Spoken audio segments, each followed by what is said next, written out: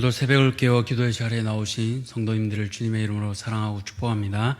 살아계신 하나님 감사합니다. 오늘 우리가 찬양하고 고백하는 것처럼 주님 오늘도 우리 마음에 찾아와 들어와 주시기를 간절히 소망합니다. 내 모든 죄 사하시고 날마다 성령으로 충만케 하셔서 하나님이 기뻐하신 그 뜻을 오늘도 이루어드리는 사랑하는 모든 대양가족들 되게 하여 주시옵소서. 그러기 위해 이 하루의 시작을 하나님 앞에 기도로 또 말씀으로 시작합니다. 참된 성령 충만은 말씀과 기도에서 나오는 것임을 기억하며 하나님 오늘도 나 자신을 비우고 주님께서 주신 것으로 주님께서 주신 말씀으로 우리 자신을 채우게 하여 주시옵소서. 오늘도 만나는 모든 사람들에게 우리에게 보내신 그 삶의 터전에서 주의 복음을 전하게 하여 주시고 지금도 다른 것들을 얽매여 있는 자들에게 참된 복음을 전하게 하여 주셔서 이들이 악한 그 길에서 떠나 죄의 사슬에서 해방되어 주님께로 돌아오는 놀라운 역사가 일어나게 도와주시옵소서. 드리타임 목사님 출타 중이십니다. 하나님 또 귀한 것들 준비하게 하셔서 보내셨사오니 하나님 가시는 컨퍼런스 가운데 또 하나님 은혜 베풀어 주시고 하나님께서 우리 교회 가운데 또 이루시기 원한 것을 깨달아 알게 하여 주셔서 그것들을 또 이루어내는 귀한 사역들 되게 도와주시옵소서. 교회 모든 리더들을 붙잡아 주셔서 하나님께서 주신 이 거룩한 사역들을 합력하여 선을 이루는 일에 조금도 부족함이 없게 하여 주시옵소서. 하나님 다음 세대를 위하여 기도합니다. 사랑하는 우리 자녀들이 지금 우리보다 더욱더 하나님을 잘 섬기기 원합니다. 하나님 그 귀한 일에 헌신하는 교사들과 하나님 모든 사역자들을 붙잡아 주셔서 하나님 이 다음 세대가 흥왕하고 건강하게 세워질 수 있도록 하나님 은혜 베풀어 주시옵소서. 이제 주의 말씀을 듣습니다. 말씀을 듣는 것뿐 아니라 순종할 수 있는 그 은혜와 능력도 우리 모두에게 허락하여 주시옵소서. 이 모든 것들 감사드리오며 우리를 죄에서 구원하여 주신 예수 그리스도 이름으로 기도드렸습니다. 아멘. 오늘 하나님께서 우리에게 주시는 말씀은 스가랴서 7장 1절에서 14절까지의 말씀, 스가랴서 7장 1절에서 14절까지의 말씀, 구약성경 1318쪽입니다. 스가랴서 7장 1절에서 14절까지 말씀 함께 교독하겠습니다. 다리오 왕 제4년 9째 달 곧 기슬레월 4일에 여호와의 말씀이 스가랴에게 임하니라. 그때 베들 사람이 사레셀과 레게멜렉과 그의 부하들을 보내어 여호와께 은혜를 구하고 만군의 여호와의 전에 있는 제사장들과 선지자들에게 물어 이르되 내가 여러 해 동안 행한 대로 5월 중에 울며 근신하리까 하매 만군의 여호와의 말씀이 내게 임하여 이르시되 온 땅의 백성과 제사장들에게 이르라. 너희가 70년 동안 5째 달과 7째 달에 금식하고 애통하였거니와 그 금식이 나를 위하여 한 것이냐. 너희가 먹고 마실 때 그것은 너희를 위하여 먹고 너희를 위하여 마시는 것이 아니냐. 예루살렘과 사면 성읍에 백성이 평온히 거주하며 남방과 평원에 사람이 거주할 때 여호와가 옛 선지자들을 통하여 외친 말씀이 있지 않느냐 하시니라. 여호와의 말씀이 스가랴에게 임하여 이르시되 만군의 여호와가 이같이 말하여 이르시기를 너희는 진실한 재판을 행하며 서로 인애와 긍휼을 베풀며 과부와 고아와 나그네와 궁핍한 자를 압제하지 말며 서로 해하려고 마음에 도모하지 말라 하였으나 그들이 듣기를 싫어하여 등을 돌리며 듣지 아니하려고 귀를 막으며 그 마음을 금강석 같게 하여 율법과 만군의 여호와가 그의 영으로 옛 선지자들을 통하여 전한 말을 듣지 아니하므로 큰 진노가 만군의 여호와께로부터 나왔도다. 내가 불러도 그들이 듣지 아니한 것처럼 그들이 불러도 내가 듣지 아니하리라. 만군의 여호와가 말하였느니라. 내가 그들을 바람으로 불어 알지 못하던 여러 나라에 흩었느니라. 그 후에 이 땅이 황폐하여 오고 가는 사람이 없었나니 이는 그들이 아름다운 땅을 황폐하게 하였음이니라 하시니라. 아멘. 오늘 내 삶에 십자가 사랑이 흘러가기 위한 두 가지, 내 삶에 십자가 사랑이 흘러가기 위한 두 가지라는 제목으로 말씀을 함께 나누고자 합니다. 오늘 시작에 퀴즈를 내면서 시작하려고 합니다. 그리스도인을 가장 잘 표현하는 액세서리는 무엇이 있을까요? 새벽이라서 바로 답하기 쉽지 않으시죠? 바로 십자가입니다. 이처럼 십자가는 우리 예수 믿는 사람들을 가장 잘 표현해주는 이미지이기도 합니다. 이 십자가는 두 나무 막대로 구성되어 있는데요. 위로 또 옆으로 구성되어 있습니다. 위로는 아시는 것처럼 하나님과의 관계를 나타내고 옆으로는 사람과의 관계를 나타냅니다. 이 모든 것이 사랑으로 연결됩니다. 어느 것 하나 빠져서는 안 됩니다. 그런데 이런 십자가 사랑을 잘 알지만 그것을 삶으로 나타내는 것은 참 쉽지 않습니다. 오늘 본문에 나타난 사람들도 그러해 보이는데요. 오늘 본문은 8가지 환상 뒤에 스가랴의 설교와 교훈을 통해 베델 사람들에게 참된 금식의 문제가 무엇인지를 알려주고 있습니다. 이를 통해 이스라엘 백성이 진정으로 행해야 할 신앙생활이 무엇인지를 말씀하고 계십니다. 그것은 무엇일까요? 첫 번째로 그것을 알기 위해서는 먼저 위를 향한 사랑, 즉 하나님을 향한 십자가 사랑이 회복되어야 합니다. 위를 향한 십자가 사랑, 바로 하나님을 향한 사랑입니다. 이것이 회복되기 위해서는 우리 안에 있는 위선을 점검해야 합니다. 왜냐하면 참된 신앙은 나를 섬기는 것이 아니라 바로 하나님을 섬기는 것이기 때문입니다. 보통 우리는 신앙이 좋다고 말할 때 어떤 행동들을 기준으로 삼습니다. 주일 성수, 또 공예배, 새벽기도를 빠지지 않고 잘 참석하는 것, 또 몸된 교회를 위하여 헌금을 잘 내는 것, 또 전도를 열심히 하는 것 등이 기준이 될 수 있습니다. 맞습니다. 이런 것들은 신앙의 척도를 보여주기도 합니다. 그런데 만약 이것이 하나님을 위한 것이 아니라 우리 자신을 위해서 하는 것이라면 얘기가 달라지게 됩니다. 앞서 말했던 것들, 공예배를 준수하고 헌금을 하고 또 전도를 열심히 하는 것들, 그 이유가 무엇입니까? 바로 하나님을 사랑하기 때문입니다. 그렇기에 우리는 이 피곤한 새벽을 깨워 남들이 조금 더 누워 자는 이 시간에도 말씀을 듣고 기도하러 이 자리에 나와왔습니다. 이 자리에 남들에게 보여주기 위해 오신 분들은 없을 것입니다. 만약 내가 사람들의 인정을 받으러 또 출석 도장을 찍기 위해 이 자리에 나왔다면 그것은 참 슬픈 일일 것입니다. 이처럼 신앙의 기준이 하나님이 아닌 내가 되면, 다시 말해 이것이 보여주기 위한 것이 되면 신앙생활은 참으로 슬픈 것이 됩니다. 이것을 오늘 본문에서도 살펴볼 수 있는데요. 1절에서 7절까지 내용을 살펴보겠습니다. 먼저 1절을 보시면 오늘 본문은 8가지 환상을 받은 2년 후인 다리오 왕 제4년 9째 달 기슬레월 4일이라고 합니다. 이때는 앞서 스가랴 선지자가 8가지 환상을 체험하고 나서 2년이 지난 후였습니다. 이때 하나님의 말씀이 또 임하는데요. 이 시기에 2절을 보시면 베델에서 사람들이 옵니다. 에스라서와 느헤미야서를 보면 이들은 바벨론으로 끌려갔던 이들 중에 베델 출신이었던 이들의 후손입니다. 223명의 신실했던 후손들이 다시 베델로 돌아가 정착했다고 에스라 2장 28절에 기록되어 있습니다. 그런데 이 베델 사람들이 왜 스가랴에게 왔을까요? 이 절을 보시면 여호와께 은혜를 구하고라는 표현이 나오는데요. 이 표현은 구약에서 종종 절박한 위기의 순간에 사용됩니다. 예를 들어 출애굽기 32장 11절을 보시면 하나님께서 금송아지를 만들고 섬기는 이스라엘 백성을 진멸하려고 할 때 모세가 하나님 앞에 넙죽 엎드릴 때 바로 이 표현을 씁니다. 이처럼 매우 위급하거나 공경에 빠진 상황임을 알 수가 있습니다. 베델 사람들이 그냥 사람을 보낸 것이 아니라 이처럼 절박한 상황임을 알 수 있습니다. 그렇다면 이들의 절박한 상황은 무엇일까요? 3절을 보시면 여러 해 동안 행한 대로 월 중에 울며 금식하리이까? 라고 묻습니다.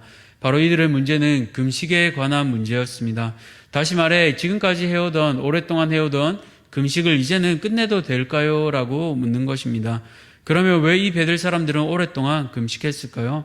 이들이 금식했던 이유는 이스라엘의 멸망과 연결되어 있습니다. 앞서 바벨론의 느부갓네살의 부대가 예루살렘의 궁전과 또 성전을 불태웠을 때가 바로 5월이었습니다. 그렇기에 이 5월 금식은 유다의 멸망과 연관이 있습니다. 그런데 이제는 시간이 지나 그 무너졌던 성전이 완공을 앞두고 있던 때였습니다. 그렇게 이제는 시온을 회복시키는 때로 여기고 금식을 중단해야 될지 아니면 계속해야 할지 판단하기 위해 제사장들과 선지자들에게 물어본 것입니다.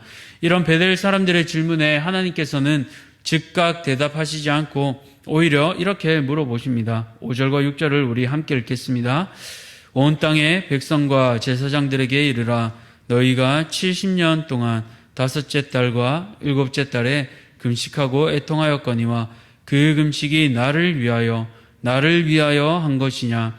너희가 먹고 마실 때 그것은 너희를 위하여 먹고 너희를 위하여 마시는 것이 아니냐. 아멘. 그렇습니다. 이들이 하나님을 위해서 오랫동안 금식했지만 그 금식은 하나님을 위한 것이 아니라 자신들을 위해 먹고 마시는 것이라 하나님께서는 말씀하십니다. 마치 바리새인의 모습과 같은 모습입니다. 처음에는 성전 파괴를 애통해하며 하나님의 긍휼을 구하는 금식이었지만 이제는 원래의 마음과 자세가 사라지고 외식적이고 보여주기 위한 금식이 되고 말았습니다. 즉 하나님 중심이 아니라 종교적 의식과 삶의 영역 모두 자기 중심적으로 바뀐 것입니다. 그러면서 하나님께서는 7절 말씀을 통해 쐐기를 박으십니다. 예루살렘과 사면 성읍의 백성이 평안히 거주하며 남방과 평원에 사람이 거주할 때, 이때는 아수르와 바벨론에게 침략받기 전인데요. 이때도 다양한 선지자들을 통해 하나님께서는 말씀하셨습니다. 이사야서 58장 3절에서 4절 말씀을 보시면 이렇게 말씀하십니다. 우리가 금식하되 어찌하여 주께서 보지 아니하시오며 우리가 마음을 괴롭게 하되 어찌하여 주께서 알아주지 아니하시나이까. 보라, 너희가 금식하는 날에 오락을 구하며 온갖 일을 시키는도다. 보라, 너희가 금식하면서 논쟁하며 다투며 악한 주먹으로 치는도다. 너희가 오늘 금식하는 것은 너희의 목소리를 상달하게 하려는 것이 아니냐. 사랑하는 성도님들, 이처럼 베델에 신실했던 사람들은 목적이 바뀌어져 있었습니다. 이전에는 하나님을 사랑하는 마음으로 평안히 살 수 있었던 바벨론 생활을 포기하고 폐허와 같이 이들은 이스라엘 땅으로 돌아왔습니다. 그런데 그 금식의 목적이 이제는 하나님이 아니라 자기 자신의 만족이 되었습니다. 그렇게 금식하고 고생한 이유가 하나님을 사랑하는 것이 아니라 다른 사람들의 인정을 받기 위함으로 변질되었습니다. 이제는 자신의 의를 내세우는 것으로 바뀌어져 있었습니다. 혹 내 안에 하나님을 사랑해서 했던 것들이 나의 의를 자랑하기 위해 바뀐 것은 혹시 없습니까? 우리도 마찬가지로 연약한 사람들이기에 그럴 수 있습니다. 저 자신조차 이 시간 말씀을 전하고 있지만 자칫 잘못하면 저 자신의 교만이 말씀 가운데 묻어나올 수 있습니다. 그렇다면 그것은 하나님의 영광을 가리는 것이며 참으로 부끄러운 일이 아닐 수 없습니다. 사랑하는 성도님들, 오늘 기도하는 가운데 조용히 우리 자신을 돌아보기를 소원합니다. 오늘 하루도 우리 안에 하나님을 가리게 하는 것들 성령의 불로 소멸하게 하여 주시고 깨끗게 해주시도록 함께 기도하시기 바랍니다. 두 번째로 옆을 향한 사랑, 또 사람을 향한 십자가 사랑이 회복되어야 하는데요. 옆을 향한 십자가 사랑은 바로 사람을 향한 사랑입니다. 앞서 1절에서 7절까지는 금식계에 대해 잘못된 것을 하나님 말씀을 통해 선포했습니다. 그러나 이제 8절을 보시면 다시 하나님의 말씀이 스가랴에게 임한다라고 나오는데요. 이제는 참된 금식이 되기 위해서 무엇을 해야 할지를 또 9절과 10절을 통해 말씀해 주십니다. 그것은 4가지입니다. 첫 번째로는 진실한 재판을 행할 것, 두 번째로는 인애와 긍휼을 베풀 것, 세 번째로 약자들, 즉 과부와 고아와 나그네 궁핍한 자들을 압제하지 말 것, 마지막으로 서로 해하려고 도모하지 말 것입니다. 그런데 포로로 끌려가기 전 이스라엘 백성들은 이 말씀을 듣고도 어떤 태도를 보였습니까? 11절을 보시면 등을 돌리며 듣지 아니하려고 귀를 막았다라고 표현하고 있습니다. 이 등을 돌린다라는 표현은 소가 멍에를 매는 것을 피하기 위해 앞다리를 구부리고 어깨를 낮추는 행동을 나타냅니다. 즉 짐승이 완고하게 고집을 부리는 것을 뜻하는데요. 하나님의 백성들이 이렇게 완고한 모습을 나타내고 있는 것입니다. 뿐만 아니라 그들의 마음까지도 금강석같이 단단하게 하여 하나님의 영으로 선지자에게 전하신 말씀을 듣지 않았습니다. 이 때문에 13절을 보시면 하나님께서는 이들이 불러도 듣지 않았고 이들을 바람으로 불어 알지 못하던 나라로 흩었다라고 말씀하십니다. 이처럼 스가랴 선지자들을 통해 과거 조상들의 죄악을 다시 한번 베델 사람들에게 상기시키는 이유는 바로 이들 또한 그렇게 될 수 있기 때문입니다. 이들은 어떤 말씀에 불순종했습니까? 바로 이웃을 향해 사랑을 흘려보내는 것을 무시하고 듣지 않을 뿐 아니라 이제는 마음까지 금강석으로 만들어 강팍해져 버렸습니다. 그렇기에 하나님께서 허락하신 아름다운 땅이 이제는 이방인들에게 정복당하고 황폐해져 버렸습니다. 그렇게 이것을 스가랴 선지자를 통해 다시 한번 베들 사람들에게 기억해 하십니다. 사랑하는 성도님들, 오늘 이 말씀을 통해 하나님께서는 우리가 십자가 사랑을 회복하시길 원하십니다. 눈에 드러나는 어떤 행위 가운데 우리의 의가 아닌 하나님을 향한 참 사랑이 오늘 회복되어야 하겠습니다. 또한 그 사랑은 옆으로 흘러가야 합니다. 위로 하나님을 향한 사랑과 옆으로 이웃을 향한 그 사랑을 회복시키시기 원합니다. 베델 사람들은 이 의미를 바로 깨닫지 못했습니다. 그러나 이사야서 58장을 보시면 하나님께서 기뻐하는 금식은 바로 줄인 자에게 양식을 나누어 주고 떠돌아다닌 사람을 집에 들이며 헐벗은 자를 입히는 것이라 하셨습니다. 이처럼 참된 금식, 다시 말해 참된 신앙은 나에게서 머물지 않습니다. 위로는 하나님을 기억하며 옆으로는 이웃을 향해 흘러갑니다. 그럴 수 있는 이유는 바로 십자가에 있습니다. 예수님께서 손수 모범이 되어주셨습니다. 예수님께서는 자신의 의를 드러내지 않으시고 아버지이신 하나님을 나타내셨습니다. 그리고 그 사랑을 십자가에 죽기까지 순종하심으로 우리를 살리셨습니다. 오늘 그 십자가의 사랑이 우리의 머리부터 발끝까지 온전히 부어지기를 간절히 소망합니다. 그 사랑으로 부르신 삶의 자리로 나아갑시다. 오늘 이 자리에서 결심했지만 오늘 하루의 끝을 돌아볼 때 어쩌면 실수하고 순종하지 못할 수도 있습니다. 그러나 낙심하지 말아야 할 것은 우리는 여전히 성화의 과정 중에 있기 때문입니다. 훈련 중에 있기 때문에 낙심하지 마시기 바랍니다. 뿐만 아니라 이처럼 온전하지 못한 우리를 하나님께서는 온전하다 불러주십니다. 그 사랑이 우리 안에 있습니다. 그 사랑의 능력을 의지하며 부족하지만 한 걸음 더 내디딜 수 있는 힘을 주시도록 오늘 하루도 매 순간 나의 삶의 자리에서 성령 하나님께서 나를 이끌어 가시도록 기도하는 성도님들 되시기를 축복합니다.